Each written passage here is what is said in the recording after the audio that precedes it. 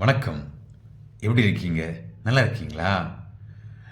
அன்பானவர்களே, இன்றைக்கு ஔவையாருடைய ஆத்திச்சூடியின் நயம்பட பேசு என்பதை பற்றி நம்ம பார்ப்போம். நயம்பட பேசு அப்படின்னா என்ன? இனிமையாக நாம் பேச வேண்டும். நம்மை பிடிக்காதவர்களும் நாம் பேசுகின்ற விதத்தை பார்த்து நாம் என்ன பேசுகிறோம் என்பதை கேட்பதற்கு ஆர்வம் உள்ளவர்களாக நாம் பேசுவது அமைய வேண்டும். நம்முடைய பேச்செல்லாம் எப்படி இருக்குது நம்ம சிந்திக்க வேண்டும். ஒரு குழந்தையை பார்த்து இங்கே வா, உட்காரு, சாப்பிடு அப்படின்னு சொல்கிறதுக்கு பதிலாக தம்பி இங்கே வாங்க, உட்காருங்க, சாப்பிடுங்க, நான் சாப்பாடு ஊட்டி தரட்டுமா, இப்படி பேசுவது எவ்வளவு வித்தியாசமாக இருக்கிறது. நாம் ஒவ்வொரு நாளும் நமது வார்த்தைகளால் எவ்வளவு இனிமையாக பேச முடியும், மற்றவர்களுக்கும் உற்சாகத்தை ஊட்ட முடியும். முகமலர்ச்சியோடு நாம் இருக்கின்ற பொழுது உண்மையிலேயே அது இறைவனுக்கு ஏற்புடையதாக இருக்கிறது. மனிதர்களுக்கும் நன்றாக அவருடைய வாழ்க்கையிலே நிம்மதியாக இருப்பதற்கும் துணை புரிகிறது என்பதுதான் உண்மை. எது தர்மம்? நபிகள் நாயகம் கூட மிக அழகாக சொல்லுவார், இனிமையாக பேசுவதே ஒருவர் செய்கின்ற மிகப்பெரிய தர்மம் என்று சொல்லுவார்.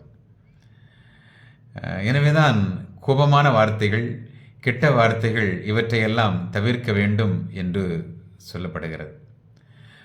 கந்த சஷ்டி கவசத்தில் அழகான ஒரு வரி வரும், பார்த்துடுங்க.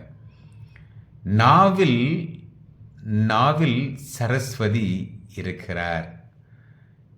உண்மையிலேயே கடவுள் நம்மோடு இருக்கிறார் என்றால், நமது உள்ளத்தில் இருக்கிறார் என்றால், நமது நாவில் அந்த கடவுளினுடைய வார்த்தை இருக்கிறது. எனவே மற்றவர்களை திருப்திப்படுத்தக்கூடிய வகையிலே இனிமையான சொற்களை பேச வேண்டும். உண்மையை, நீதியை, நேர்மையை, சமத்துவத்தை, நாம் நம்பிக்கையை ஊட்டக்கூடிய வார்த்தைகளை இனிமையாக சொற்களால் நாம் சொல்லி உண்மையிலேயே கோபத்தோடு வருகிறவர்களை, ஆத்திரத்தோடு வருகிறவர்களை, முன்சார்பு எண்ணத்தோடு வருகிறவர்களை நாம் மாற்ற முடியும். நிச்சயமாக முடியும். இல்லை என்றாலும் நாம் பேசுவதை வைத்து அவர்கள் புரிந்து கொள்வார்கள். அவர்கள் கோபப்படும் போது நாமும் கோபப்பட, அவர்கள் எரிச்சல் படும் பொழுது நாமும் எரிச்சல் பட, அது நிச்சயமாக ஒரு இனிமையான ஒன்றாக இருக்கவே இருக்காது. எனவே நீங்களும் நானும் எப்படிப்பட்டவர்களாக இருக்க வேண்டும்? இனிமையான சொற்களை பேசுபவர்களாக இருக்க வேண்டும். எனவே இதையொட்டி இந்த நீதிமொழிகள் மிக தெளிவாக சொல்லுகின்றது. இந்த இன்சொல் என்பது எப்படி போன்றது தெரியுமா? தேன் கூடு போன்றது. தேன் கூட பார்த்துருக்கிறோம் இல்லையா?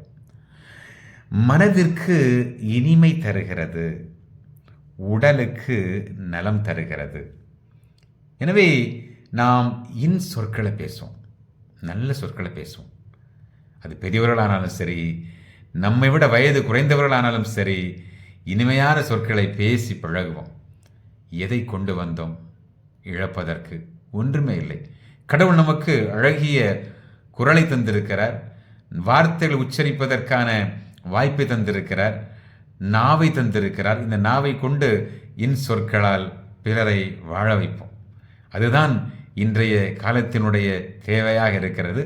எனவே இன்றிலிருந்து நாம் சொற்களை நான் பேசப்போகிறேன் என்கிற முடிவெடுப்போமா?